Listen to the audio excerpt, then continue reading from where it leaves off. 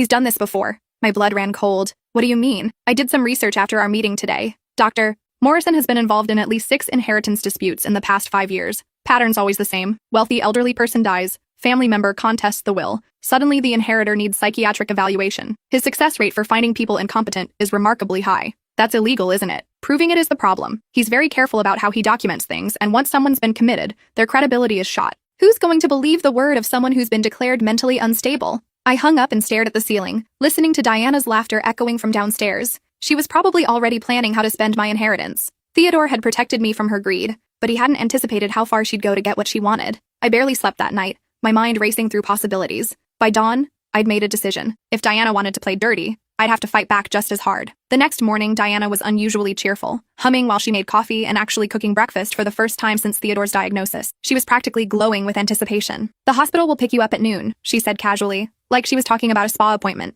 "Pack some comfortable clothes. You'll be there for at least 3 days, possibly longer depending on what the doctors find." She'd already arranged everything. The ambulance, the psychiatric facility, probably even my room assignment. She had this planned down to the minute. "Diana," I said carefully, "are you sure this is the right thing to do?" She turned to face me, and for a moment her mask slipped completely. "You stole 15 years of my life, Quinn. I married Theodore thinking I'd be set for life, and then you came along with your sad little story and your big brown eyes. He spent more on your college tuition than he ever spent on me. That's not true, isn't it? When was the last time he bought me jewelry? When was the last time we went on a real vacation? Everything was always about you. Quinn's grades, Quinn's school play, Quinn's college plans. I was supposed to be his wife, but I felt like the hired help. Theodore loved you." She laughed bitterly. "Theodore tolerated me, but he loved you. And now I'm supposed to watch you get everything while I get an allowance like some kind of child? I don't think so." Something in me snapped. I wasn't going down without a fight. I called in sick to work and spent the morning gathering evidence. I recorded Diana on my phone as she practiced what she'd tell the doctors, how I'd been getting worse since the inheritance, how I'd always been unstable,